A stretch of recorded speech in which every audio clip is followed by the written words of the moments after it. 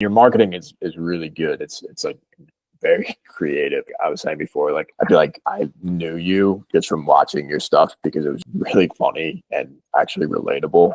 Has your focus changed from like when you started doing your coffee business to now? Like, do you have any goals that have been more recent and more at like the forefront of your mind than what it used to be? I don't know, 4 years ago, even three. No, the goal has been pretty consistent. I mean, I think the only like main difference now is this past year with the trailer and kind of pushing the catering events and seeing how profitable doing catering stuff could be as opposed to just like vendor fairs or markets. So that's been like an exciting avenue to explore. But at the same time, it could be a little challenging because with a trailer setup, I kind of always have to be driving it or like bringing it to an event. So it's hard to kind of build up the business and try and create systems where like, not that I'm not working, but like create a system where like I could step away and move into another role of the business. So like I don't want to focus too much on the catering because then I'll always have to be doing catering. You know what I'm saying? Yeah, it's a tough But balance. but it is good for right now because I could use that to kind of keep building the name and get myself out there, and it brings in a good amount of money. Yeah, it's almost like your side job while you're focusing on this other component of your business. Yeah. Yeah. I look at it as kind of like advertising and I don't know. Yeah. Yeah, because I feel like I know you're saying that you want to like build up your brand more, but I feel like your brand is pretty strong. A lot of people that I've talked to know you and know who you are. Like other coffee shop owners or coffee roasters know who you are.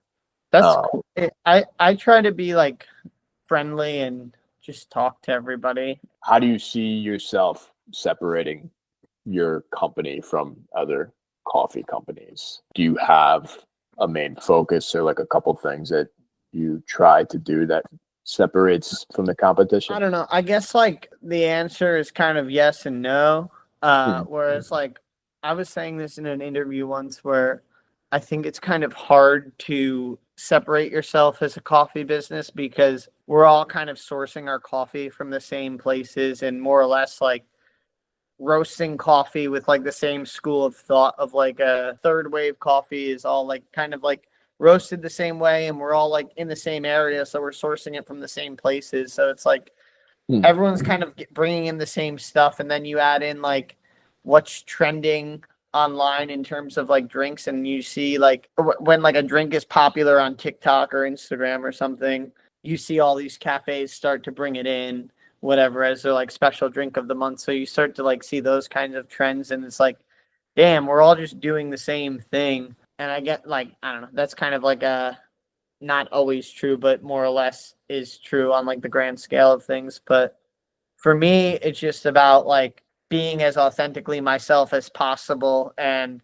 hoping that that resonates with people. And I kind of just pull that from the music making aspect of my life where I like started writing music and was like, I can't come up with like any deep metaphors or anything like that. So I'm just going to be as like authentically me as possible and hope that resonates with people. And I've carried that over to the business side of things. So that's kind of how I at least try to stand out because nobody else is me. I don't see any other coffee companies be as creative as you that I've seen just on your Instagram. I think a lot of that comes from some insecurity to it also. And like, I know there's this whole idea with gatekeeping and coffee and nobody wants to like release their secrets, but like you're saying, it's like, we're all getting the same product from the same few places or same few importers. It's not like we have any secret ingredient to anything. Yeah, I mean, I kind of like when I first started as like a just e-commerce business. On one hand, I'm like, oh man, like this is so grim that the world is just like going towards e-commerce and we buy everything online and like there's no personal connection anymore. Yeah. So like how do you convey that like this is still just like one guy doing this all by himself and like make this like a human interaction? So I tried to like take that approach and like that's just how I try to run the social media and like make it as like me as possible. I try to be funny. I try to like own up to mistakes or flukes, you know, like I don't know. Just Not to cut you off, but even when you like made the video on like adding this large size into your coffee, I thought that was the oh funniest. yeah. I thought it was Well, the funniest thing. because I was just like pissed off that like for a while, like everyone's like, oh, why don't you have like another size? Like, is the reason you don't have another size so people buy another drink? And it's just like, no, there's just not that much room on the trailer to like worry about having 4 different cup sizes, then espresso cups and then espresso lids, and like Yeah. it's like, but then everyone was just saying stuff for so long, so it's like, all right, fine. I'll do it. But yeah, and then in situations like that, I just try to like make a joke of it all where I'm like, yeah, it's stupid that I didn't have large cups, but it's also like, whatever. Well, yeah, I thought it was just a great way to handle it. I know Thanks. you said you're in a band. I think when I was looking at you guys' Instagram, the last post was I don't know if it was from the springtime or maybe like summer. Was there a reason that you wanted to pursue coffee as a career and not music? I mean, there's no career to pursue in music for me, at least. And like what I play like punk music, and there's no money in that or anything. And I've never really like uh been driven by money to do anything creative. But that was like where I saw like I would say I'm a creative person. Uh so it's like, how do you kind of umbrella, or how do I like use creativity to make money? And unfortunately, it's a product. You have you have to become a salesman. So I just thought coffee is a cool way to umbrella that creativity. Um, Mm. but I like having like different things to do. Because if I am just feeling burnt out from coffee, I could play music for like an hour, or like just like look forward to playing a show after a long week of work or something like that, or go skateboarding.